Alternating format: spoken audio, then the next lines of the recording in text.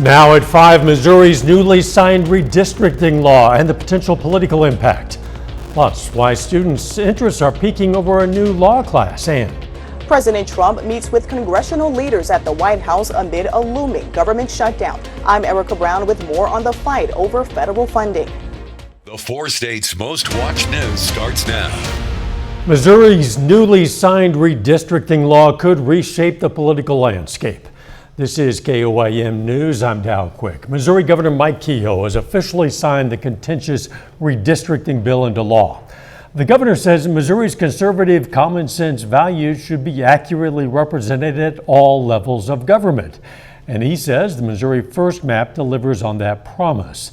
The new map, backed by President Trump, will take effect during the upcoming midterm elections.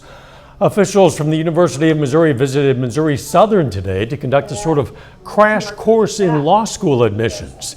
Students gathered in the Phelps Theater for a presentation about what's required to get into law school. The Dean of Admissions covered such topics as LSAT scores and the necessary GPA. The dean says if someone wants to get in, it's best to start the process in their junior year. Is politics, some of it is the economy, and then some of it is just an increased interest in the law. But I don't think that you can point to one thing specifically, but I think it's the combination of those things that have come together to create like a perfect mix of an increase in interest in law schools. We're going to speak with a student who hopes to get into law school tonight on KOIM News at 6. Pretty warm out there. Let's check in with meteorologist Lindsay Gaffney. Temperatures have been well above average for the last couple of days, even the last week. Now today we hit just about 84 to 85 degrees. Average, we should be hitting about 77. So we're a good 5 to 7 degrees warmer than average. Now tonight we're only getting down to the low 60s, hitting about 60, 61. We do have some clouds moving in, and that's going to keep us actually a couple of degrees warmer overnight. Now, other than the clouds, nothing much is going to happen tonight or for the next couple of days. Taking a look at 7th and Rangeline, these are pretty upper level clouds as well, so not seeing any rain chances with these. Now, tomorrow is pretty much copy and paste from what we saw today. A few more clouds out there, but again, temperatures hitting right about 84 degrees. And over the next couple of days, we'll be continuing to warm up even more. I'll have all that coming up. See you soon. Leaders in Congress are set to meet with President Trump at the White House, facing a fast approaching government funding deadline. Democrats have repeatedly asked Republicans to come to the negotiating table.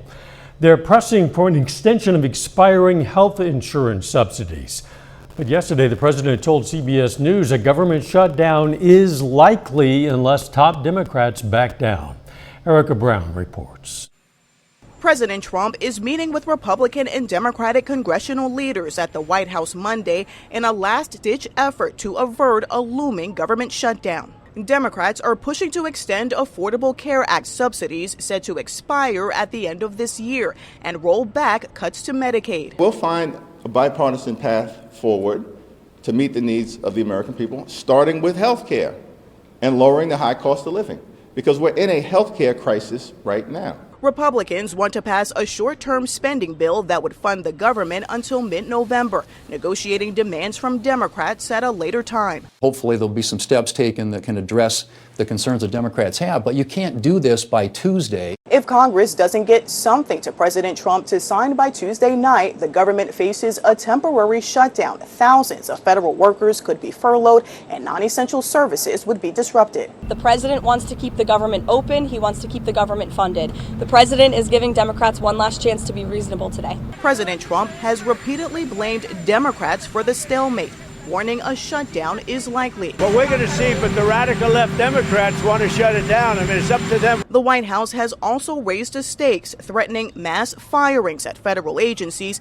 if no deal is reached to keep the government open. Erica Brown, CBS News, the White House.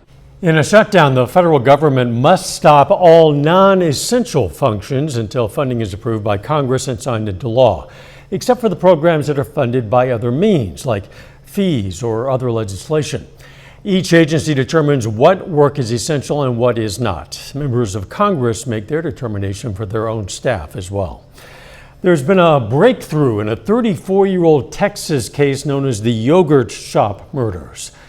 In 1991, 4 teenage girls, Eliza Thomas, Jennifer and Sarah Harbison, and Amy Ayers, were tied up, shot, and set on fire at the Austin shop. Over the years, there were arrests, convictions, and even a death sentence, but all were overturned. More recently, new technology connected Robert Eugene Brashears with the only physical evidence left at the scene: DNA found under the fingernails of one of the girls. His DNA had already linked him to 3 other murders in South Carolina and Missouri. In 1999, Brashears shot and killed himself during a standoff with police. Family members of the girls welcomed the closure, but they say there will always be pieces of them missing. Our reality doesn't change after today. Our families are still too small, still missing an essential ingredient, and we are lesser for it. We have been robbed of a life with nieces and nephews and grandchildren, and with sisters to grow old with. The families thanked the Austin Police Department for never giving up on the case. The district attorney says once the investigation is officially closed, he will apologize to the men who had been wrongly convicted for the murders. Still ahead, a change in advertising strategy.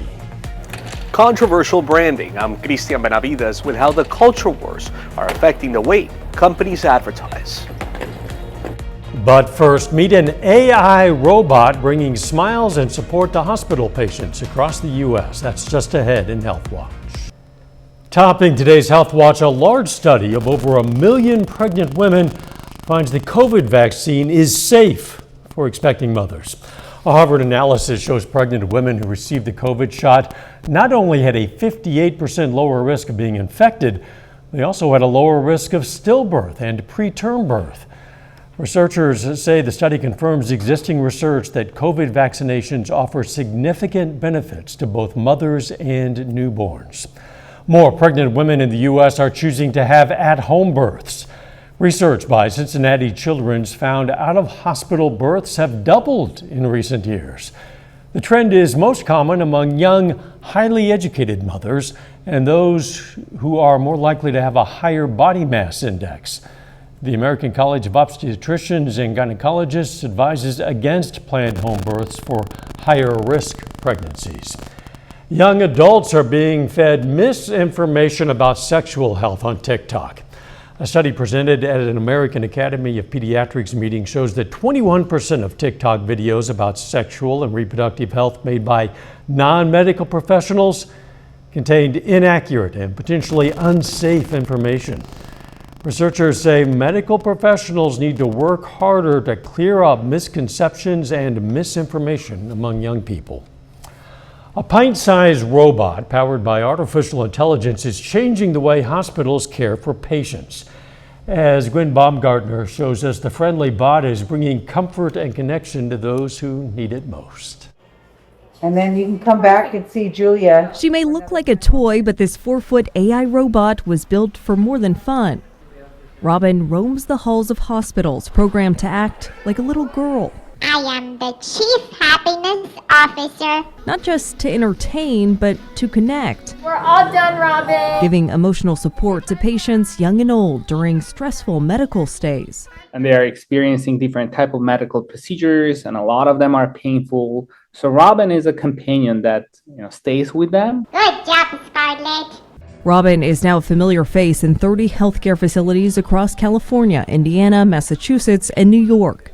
You can tell that the patients, when she, enters the room, they light up because they know it's their turn. And sometimes she does more than talk, turning a hospital room into a dance floor. Her creator says the goal is simple: fostering friendly connection when it's needed most. Nurses and medical staff are really overworked under a lot of pressure. And unfortunately, a lot of times they don't have capacity to provide that engagement and connection to patients. Robin's still learning, but designers hope she'll soon take vital signs or run simple tests. For now, she's proving a robot can deliver something medicine alone can't. Bye. A reason to smile. Gwen Baumgartner, CBS News, Los Angeles. Wow, creators say many seniors interact with Robin like a granddaughter And thanks to her AI brain, she remembers details about every patient so she can pick up conversations right where they left off. Yeah, that's a look at today's health news. A little bit later, see how a group of college students analyze rebranding fails. And we have some warmer temperatures to come. I'll have all those details coming up. Today was just another great day. We had temperatures pretty warm though in the mid 80s and a few upper level clouds, and you can see taking a look at the Indigo Sky Casino and Resort. Mostly these upper level clouds aren't going to do much for us today. Temperatures still got to the mid 80s. We hit about 86 in Pittsburgh, 82 Chanute, Iola, 81 still in the Yates Center, and even Monette, Neosho. So we are in the low to mid 80s, not too terrible, but still above average, though a couple of degrees cooler this time today than it was this time yesterday. We had a pretty hot Sunday for us, and temperatures are going to be even cooler as we head into Tuesday. Now that's thanks to some clouds that we're going to see moving in tonight and through Tuesday as well. Those clouds during the day actually cool us down by a couple of degrees, so we'll only get up to about 83, maybe 84 in some areas, but that's going to be the warmest temperature we see tomorrow. Now those clouds are the only thing going on outside right now. We really have a pretty bland week, a pretty mild week. Not much going on in the 4 states. We have a high pressure system that's kind of pushed off to our northeast, and we have a low pressure system that's going to dip further south of us, so it doesn't bring any rain to our area, which we definitely would like to see some rain. We have a very dry week ahead for us. Now, as we move through the next couple of days, we've got our high pressure systems that actually get separated by this low that settles into the coastal states down there in the Gulf Coast. But luckily for us, we've got another low pressure system out developing in California by Friday. So by the weekend, it takes a while to get to our area because we've got this blocking high pressure system in the Midwest. Now that low is going to be moving in by the following week, bringing us some more rain chances. Now that's not going to happen until Wednesday or Thursday of next week. So we still have about a week and a half of very dry weather. And look at this, our drought tracker. We've got moderate drought conditions for our Missouri counties and even creeping into southeastern Kansas. Miami's got a little bit of that moderate drought as well. So definitely could use some rain. Now our next chance of rain isn't going to be until Wednesday early afternoon. We've got some isolated chances of rain on the Missouri, Arkansas side. That's a good thing because that's where our worst drought is. Then it's all going to push out towards the east, towards Springfield, Branson area, but looking out further into western Kansas, we've got a cold front that's going to start to push in. Now this isn't going to be moving into the area until late Wednesday night or even into early Thursday morning. It is a decaying system, meaning we're not going to get a lot of rain accumulation from it, but we still could see some isolated chances into southeastern Kansas as it creeps in by Thursday morning, if we're lucky. Now, we've had some very bad luck with rain chances these last couple of days, the last couple of weeks, and we definitely could use some rain. But until then, we've got a very long, dry week ahead of us with above average temperatures. Even by the end of the week, we're going to be about 10 degrees above average. So unfortunately, I know it's fall, we're heading into October, but it doesn't quite feel like it just yet. Not yet, but it's trending in the right direction. Yes, it is. A couple more weeks, we'll be there. All right, that sounds good. Thanks. Coming up, a grant from a local car dealership ramps up safety at a Joplin elementary school. Topping today's Consumer Watch, culture wars have pushed products off the shelves and into the political fray. From Sydney Sweeney's American Eagle ad to Cracker Barrel's About Face, companies are getting instant feedback if there's a love it or leave it branding move. Christian Benavides takes us inside a marketing class where students are watching the effects play out in real time.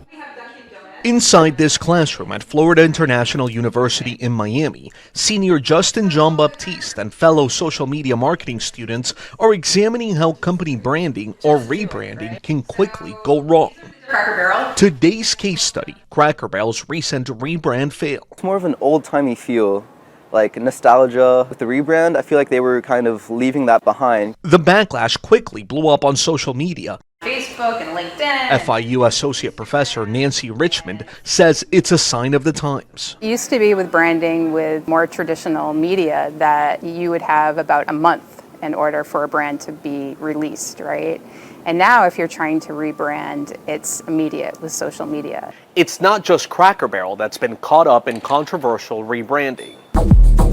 The conversation got pretty catty when luxury car brand Jaguar decided to eliminate the large cat from its logo and release an entire ad without even showing a car. They had a complete rebrand with both their logo and with their vehicles. It didn't work very well. I'm not here to tell you to buy American Eagle chains. On the flip side, American Eagle's Sydney Sweeney ad, which drew mixed reaction online, brought the company a stock bump after President Trump weighed in. If Sydney Sweeney is a registered Republican, I think her ad is fantastic. It's not just coming up with new ideas, it's really looking at who is your target market and what is it that they really want. That's what The Gap aimed to do with their most recent ad, featuring girl group Cat's Eye. It snagged over 400 million views on social media, and according to the company's CEO, a nearly universal positive response. Brands are now on notice. Whether they hit or miss the mark, they'll know it faster than ever before. Cristian Benavides, CBS News, Miami. Amid a difficult financial outlook, Cracker Barrel announced it was closing 14 company-owned restaurants in the coming year of its smaller spin-off store, Maple Street Biscuit Company. A Joplin Elementary School receives a grant to help improve safety. Today, Frank Fletcher Subaru presented McKinley Elementary with a donation of $3,000. Funds go toward the school's Kid Account visitor management system, which keeps track of students' locations and building visitors. Frank Fletcher Subaru has partnered with McKinley in the past to support classrooms, and school staff say today's donation will go a long way in helping with safety. It's to help keep our kids safe. We know where our kids are at all times, whether it be on the bus, whether it be in the car, leaving the building for an after-school program. We know where our kids are, and we could not have done that without the support of Subaru. As a parent myself, I find this very comforting that we are doing this for the school, knowing that the kids are being checked in and out okay. Through the Subaru Loves Learning initiative, McKinley has received another $3,000 donation that'll help teachers purchase school supplies for their classrooms. Around 58 million pounds of Hillshire Brands corn dogs and other sausage on a stick products, they're being recalled because pieces of wood might have gotten into the batter. That's not good. The products include State Fair corn dogs on a stick and Jimmy Dean pancakes sausage on a stick. They were produced between March 17th and as recently as this past Friday. Some consumers have reported injuries. The products should be thrown away or returned to the place of purchase. Final check of the forecast up next. Up next on the CBS Evening News, the mystery of dementia in the Rio Grande Valley, where the rate is nearly double the national average. Eye on America takes us to southern Texas to investigate. Then on KOAM News at 6, we're going to hear more on the Missouri redistricting issue, plus get an inside look at that MSSU crash course on getting into law school. And in sports, Ryan Blank's going to dive into yesterday's Chiefs win. Stay with us for the CBS Evening News and then KOAM News at 6. Hey, Java lovers, you're in luck because this is National Coffee Day. At Dunkin' Donuts, this very special day will get you free medium, hot, or iced coffee if you purchase it on the company's app. Singer Joe Jonas is pairing with Krispy Kreme, so you can get a free cup of Joe, a medium, hot, or iced coffee to pair with your choice of donut in stores or at the drive-thru. And at Starbucks, any coffee will award you 100 bonus stars in the app, enough for a free cup. Starbucks is also launching its new protein cold foam and protein lattes today. Very interesting. I don't know at what point they're no longer called coffee, but you know they have some coffee in them, I guess. Yeah.